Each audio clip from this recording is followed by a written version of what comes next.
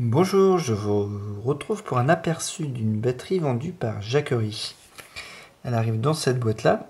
Donc on a tout de suite les principales caractéristiques. 3350 mAh, on a 1 ampère de sortie et 1,5 d'entrée. Donc voilà, ça c'est pour les données. Au point de vue du poids, on est autour de 80 grammes, donc très léger, on le voit, c'est vraiment une batterie compacte qui passe dans une poche. Petit oubli ou souci, on n'a pas de LED. C'est pratique, surtout avec ce format-là. Donc là, c'est pas présent. On a par contre les LED pour donner l'aperçu de la charge restante. Donc là, d'ailleurs, on voit qu'on est en dessous des 25%. Donc il ne faudra pas tarder à la recharger. Donc voilà grosso modo. Alors là, on voit bien le 1 ampère. Donc la petitesse, j'ai une batterie à charger qui fait qui supporte 1,8 ampères. Et on va voir combien elle lui donne. C'est parti. Donc la charge ne se déclenche pas forcément naturellement. Là, si. C'est pas toujours le cas. Et la énorme surprise, finalement, on a 1,81 ampères. C'est-à-dire le maximum possible. Alors là, hier, j'ai fait un test. Elle se cantonnait à 1,5. Là, on est carrément à 1,80. Donc c'est juste parfait. Donc c'est mieux que ce qu'annoncé.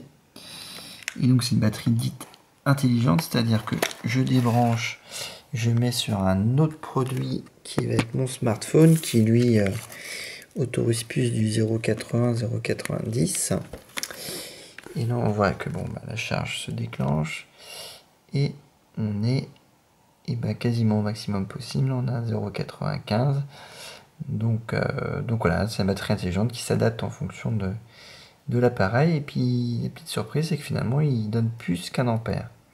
Donc c'est juste dommage qu'il puisse pas avoir une petite lampe de poche. Pour moi, ça aurait été pratique.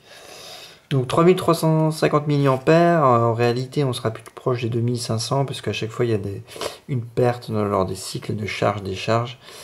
Donc là, ça suffira tout juste, même pas d'ailleurs, à charger entièrement ce smartphone, mais on sera quand même pas loin, sachant que généralement on n'attend pas d'être à 0% pour recharger, donc voilà, donc si je suis à 10% par exemple, il pourra m'assurer la recharge de ce smartphone.